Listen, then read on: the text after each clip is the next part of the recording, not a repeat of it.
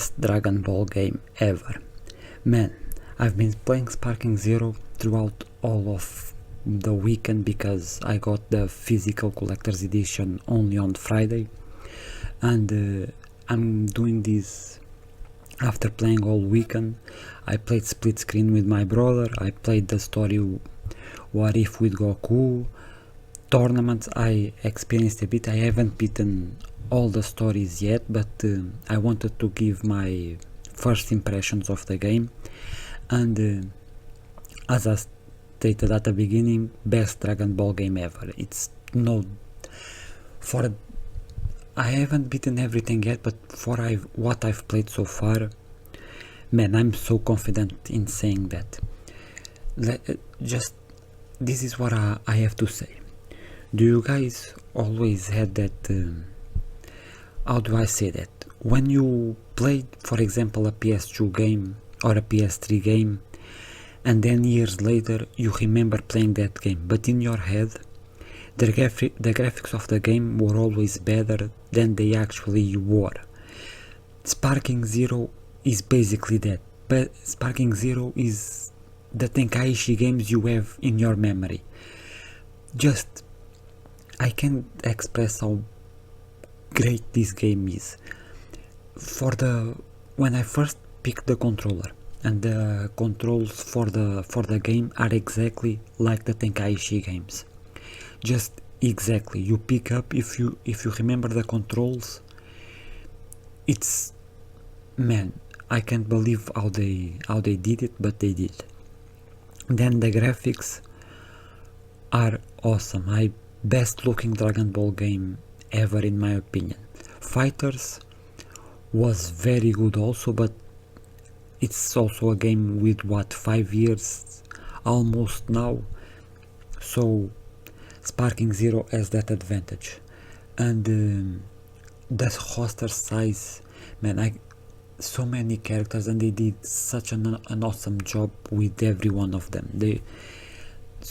I don't even know what else I can say, because in gameplay it feels very familiar to the old Tenkaichi games, and that is, for me at least, that is a good thing, because that gameplay is awesome. I think Dragon Ball is an anime that arena fighting is the best type of game for the anime, for the explosive battles that they have, and the fast pace fight scenes and all of that, and the distraction. And man, the distraction in this game is awesome. There are still things I can't believe how they did it. When you, for example, punch someone so hard they go into a mountain, for example, but where they hit is the only part that is destroyed. The rest of the mountain stays intact. Like, for example, in the city, if you break certain walls in buildings, then you can go inside the buildings and continue to fight inside the buildings. It's just, the amount of destruction in this game is awesome. It's just, man, the wait of 17 years was so worth the wait.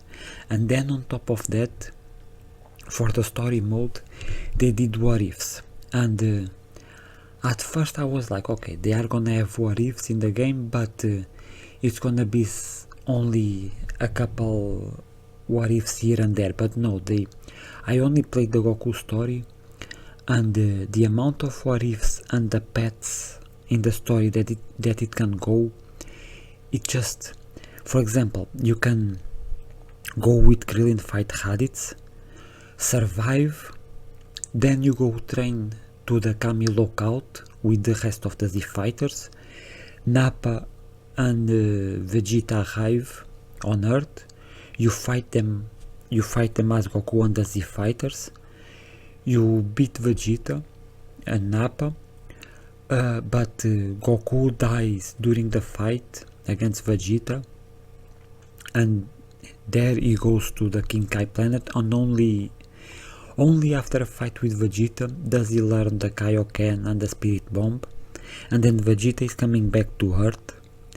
Goku is brought back to life to go fight Vegeta again. You fight Vegeta again.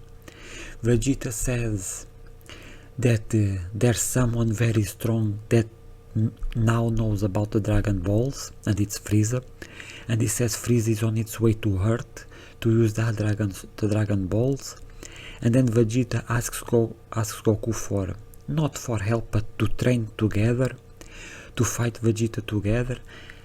And then Frieza comes to Earth with the Frieza Force, and man, I can't believe the amount of stuff. I was really surprised with the amount of, how do I say, the amount of work they did for the what ifs. I was very surprised in a very good way. I just wish some of the kind of cutscenes were animated instead of just still frames, but even that, they look cool, good moments, very nice. There's also another what if, and this they kind of showed in the trailer, where you can go with Piccolo to fight Raditz. You survive, then you train together, and then Goku isn't strong enough to fight Nappa, and he gets defeated. Then Gohan gets hurt. They give a Senzu Bean to Goku. Goku restores and gets the Zenkai boost with the Senzu Bean, but in the meantime Piccolo was killed by Nappa, but Goku with the Zenkai boost and being restored by the Senzu Bean gets powerful enough to defeat Nappa. Then he goes to fight Vegeta, and he gets defeated. Then Krillin, Gohan, Tenshinhan and all of that go to help Goku. Krillin gets killed against Great Ape Vegeta, and then Goku turns Super Saiyan again against Great Ape Vegeta, and then goes to Namek alone to search for the Dragon Balls. And it's like, man, they really did some awesome stuff with the what ifs. I just can't believe, and I can't wait to go to Vegeta and Gohan and Goku Black and Frieza to see what kind of what ifs they have there, because man, I'm loving the game so much. The wait was worth it. If I was to give a review to the game now, I would give it 10 out of 10. 10 out of 10 best Dragon Ball game ever. But I don't know if I will do a full review of the game, but after I beat the story and all of the what ifs, I will do another video to talk about the rest of the stuff and my final thoughts on the game. But for now, I'm enjoying it, loving it. The game is so good, the wait was worth it, and I can't believe this is a Dragon Ball game that I'm playing today. But that's it for today, guys. I hope you enjoyed it. If you liked, give a like to the video, subscribe. Thank you guys for watching, and I'll see you next time.